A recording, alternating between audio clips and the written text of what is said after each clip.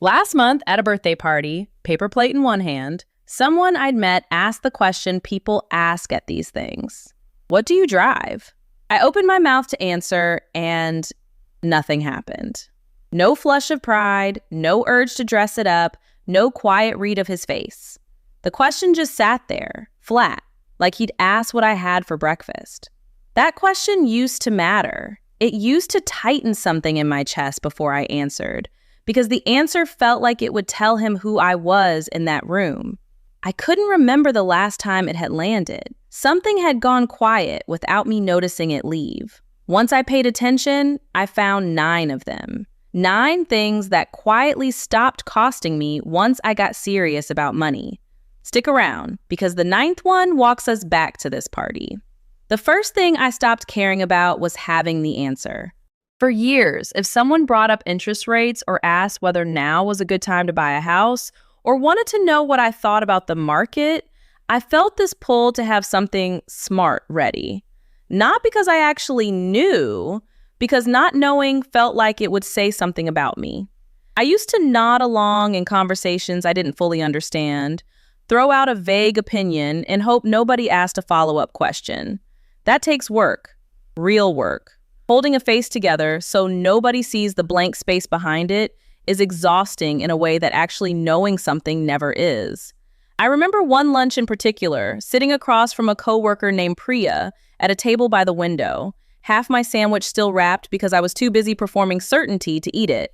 She mentioned something about a Roth conversion, and I felt the familiar scramble start, nodding slowly, narrowing my eyes like I was weighing something complicated, buying myself 2 extra seconds to figure out how to change the subject without her noticing.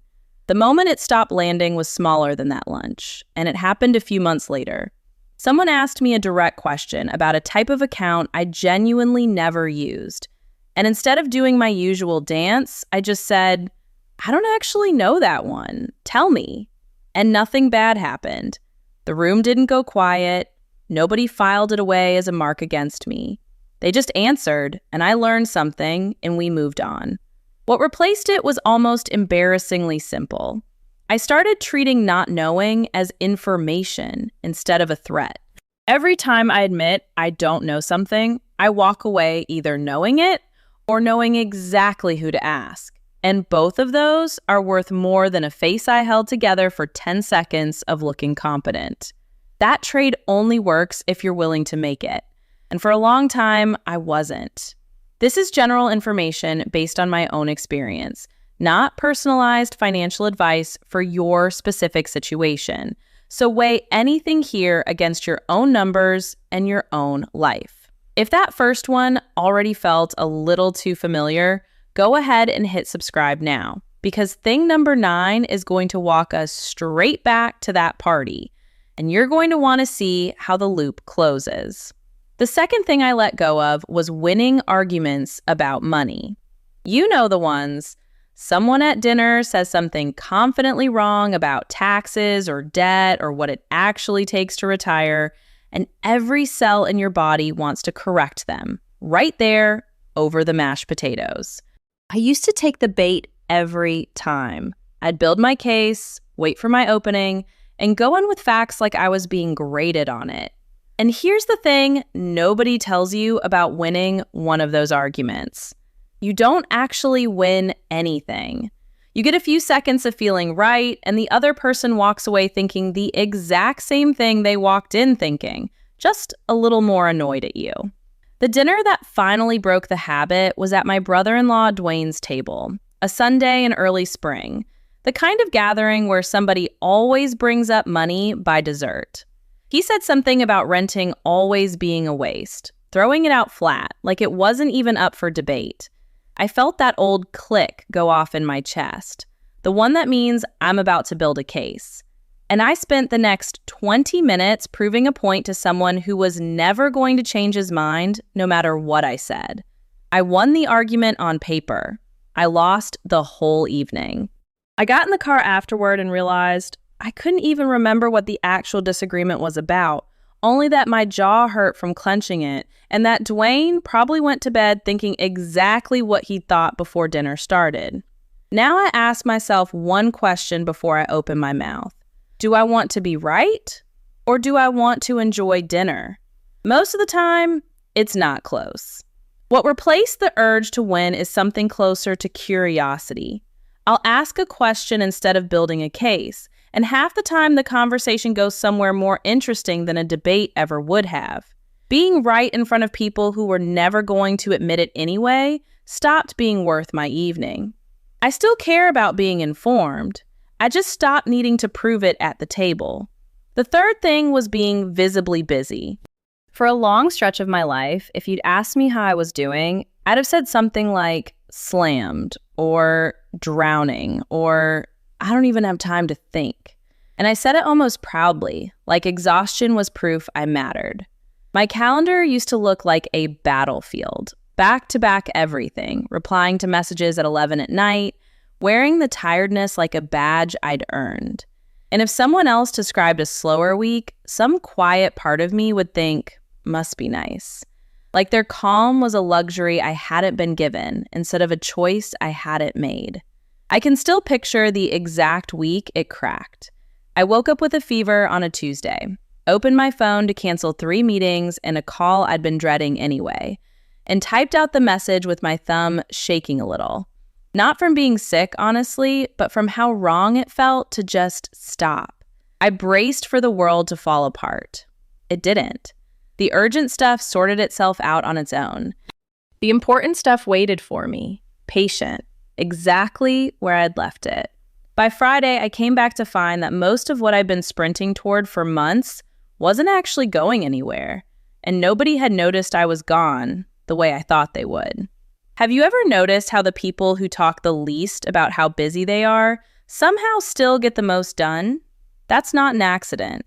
What replaced my busy badge was a much smaller question.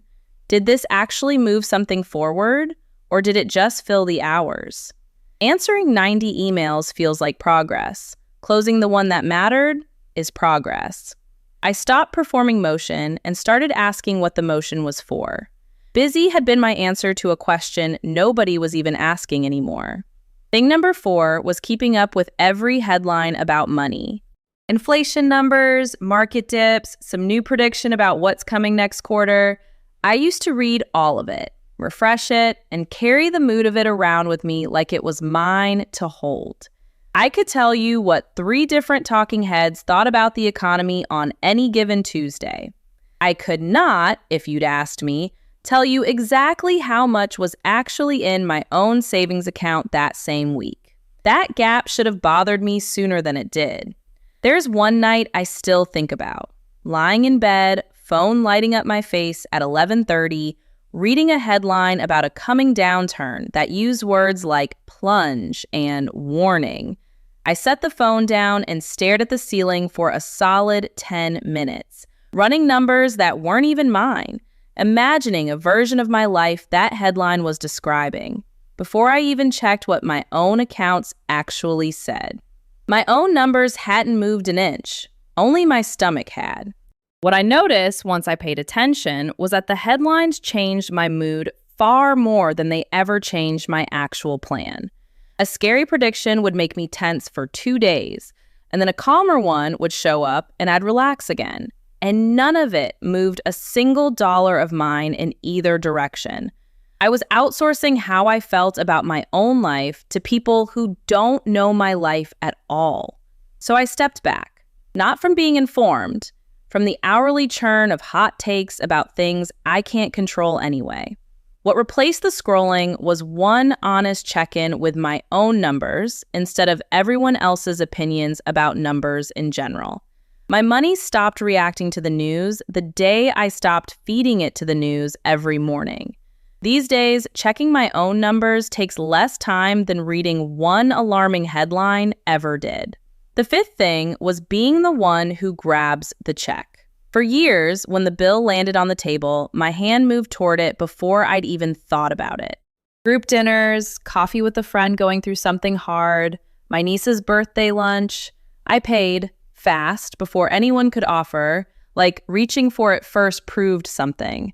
Part of it was generosity, genuinely. But if I'm honest with myself, Part of it was also that picking up the check felt like a small, quiet way of saying, I'm doing fine. Don't worry about me. I've got this. It was never really about the $30. There was one dinner at a little Thai place downtown. 3 of us squeezed into a booth meant for 2, and the bill came tucked in a black folder the server slid toward the middle of the table. My hand was already moving before the folder even stopped sliding. Pure reflex. I didn't even register doing it. My friend Renee reached over, gently pushed it back toward the middle, and said, "Let's actually split this one tonight." I remember feeling almost exposed, like she'd seen the real reason my hand always moved first. She hadn't done anything wrong. I'd just never noticed the reason before, and it took her one sentence to make me see it. Now I let the check sit on the table for a second before anyone touches it. Sometimes I still grab it, because I want to, not because my hand does it automatically. What replaced the reflex was a pause, long enough to ask myself whether I'm being generous or whether I'm performing being fine. Those two things look identical from across the table and cost completely different amounts. It's a small habit, but it's changed how I sit at every table since. Number 6, closely related, was being seen as generous in general. Not just checks, showing up with something every time, covering someone's Uber without being asked, being the friend who always has a little extra to lend. I liked being that person. I liked how it felt to be known for it. I used to keep a mental list, honestly, of every time I'd covered someone or shown up with exactly the right thing. The bottle of wine nobody asked for, the ride to the airport at 5 in the morning, the $20 slipped to a friend's kid without being asked twice. I told myself it was just who I was. Looking back, I was building a case file, evidence for a reputation I was quietly managing. The problem is, generosity built on being watched isn't really generosity. It's a performance with an audience, and performances need to be maintained. I noticed I was quietly keeping score in my head of who'd noticed, which is a strange thing to admit out loud, and an even stranger thing to build a habit around. I want to know which of these 9 is the one you're still holding on to right now. The one you read and thought, oh, that's me. Drop the number in the comments. I read every single one, and it genuinely shapes what I make next. What replaced the need to be seen as generous was giving quietly, on purpose, when it actually mattered, and letting most of it go unnoticed. Last winter, I covered a coworker's parking fees for a month after her car got towed, and I never told her it was me. I just asked the front desk to handle it and let it go. I still help the people I love. I just don't need credit for it anymore. And it turns out the help feels better on both ends when nobody's keeping score. It's a strange kind of relief, helping someone and never having to think about it again. The 7th thing was brand loyalty as a piece of my identity.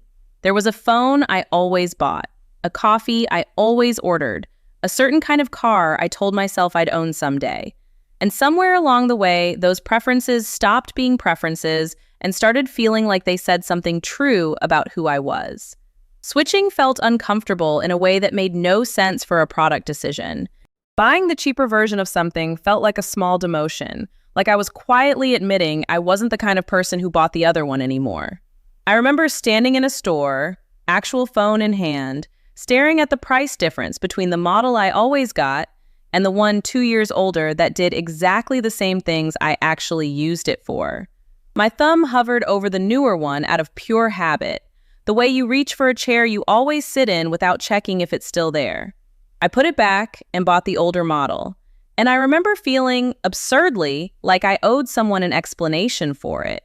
Contrast that with a friend of mine who switches brands constantly, buys whatever's actually better for the price that week, and has never once seemed less herself for it. Her identity was never in the logo to begin with. Mine had been, without me ever deciding that on purpose. What replaced the loyalty was a simple test. Does this thing do the job well for a fair price, or am I paying extra to keep feeling like a certain kind of person? Once I started asking that out loud, half my loyalties didn't survive the question, and I didn't miss a single one of them. My closet looks a little more boring now, and I've never once missed the old version of it. Number 8 was other people's timelines. House by 30, married by a certain age, A promotion by now, a title by then, some invisible schedule everyone seemed to have agreed to without ever showing it to me directly. I felt behind for years on a schedule nobody could actually produce when I asked to see it. Every milestone someone else hit on time landed on me like a small, quiet verdict, even when their life and mine had almost nothing in common underneath the surface. I remember scrolling through a former classmate's post announcing a house closing, sitting on my own couch on an ordinary Thursday night, feeling something drop in my chest before I'd even finished reading the caption. I did the math without meaning to. Her age, my age, her house, my apartment. Like there was a test somewhere I was quietly failing, graded by people who didn't even know they were grading me.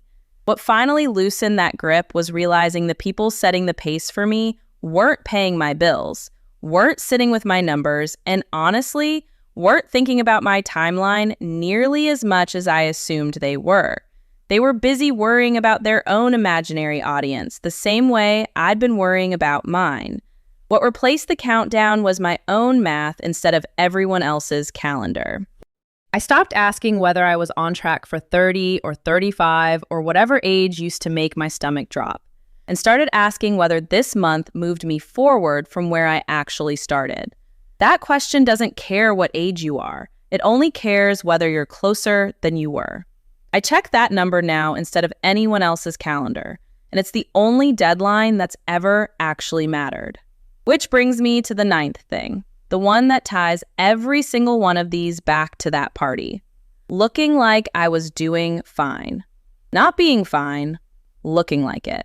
The car, the outfit, the easy answer, the calendar that looked impressive from the outside, the check I grabbed before anyone could offer. All of it was pointed at the same target, making sure whoever was watching walked away with the right impression of me. I think about the version of myself who used to get ready for parties like that one, running the car through a wash the day before just in case somebody walked me to it, picking an outfit that said something specific, rehearsing, without meaning to, a couple of easy answers in case somebody asked what I did or what I drove. All of that work, hours of it sometimes, spent on a room I'd be in for maybe 2. Here's what I didn't understand back then. Looking fine and being fine take almost completely different kinds of effort, and most of us are only ever taught to practice the first one. Looking fine is a costume you put on for other people. Being fine is quiet and private and doesn't need an audience at all to still be true. So when that man at the party asked what I drive, and I felt nothing where I used to feel something, that wasn't me getting colder or more distant. That was the last piece of the costume finally falling off, because I wasn't performing being fine anymore. I was just fine, whether he was standing there asking or not. No rehearsed answer, no freshly washed car, nothing to prove to a stranger holding a paper plate of his own. No one at that party would have known the difference either way, and that, it turns out, was exactly the point. Stack all 9 of these next to each other, and you'll notice they were never really about money at all. They were about attention, where I was pointing mine, and who I was quietly performing for. Having the answer, winning the argument, staying visibly busy, chasing the headlines, grabbing the check, being called generous, loyal to a brand, racing someone else's clock, looking like I had it together. 9 different rooms, 1 exhausting job, convincing everyone in them that I was doing well. The strange relief is that none of that attention was ever required for the actual money to grow. My savings didn't need an audience. My numbers didn't care whether anyone at that party was impressed by my car. The 2 things I used to treat as the same thing, being wealthy and looking wealthy, turned out to barely be related at all. And the day I stopped paying rent on the second one, I finally had room to build the first one. If even 3 of these landed on you the way they landed on me, that's not a character flaw. It's just where your attention has been living, and attention can move. It moved for me, 1 quiet habit at a time, and it can move for you the same way, starting with whichever one of these 9 you can't stop thinking about right now. This channel is where I keep working through exactly this, The quiet, unglamorous shifts that actually change where your money goes. If this one helped you see something you hadn't noticed before, subscribe so you don't miss the next one. And send it to the one person you already know is going to read this list. And go quiet for a second. They'll know exactly which number got them.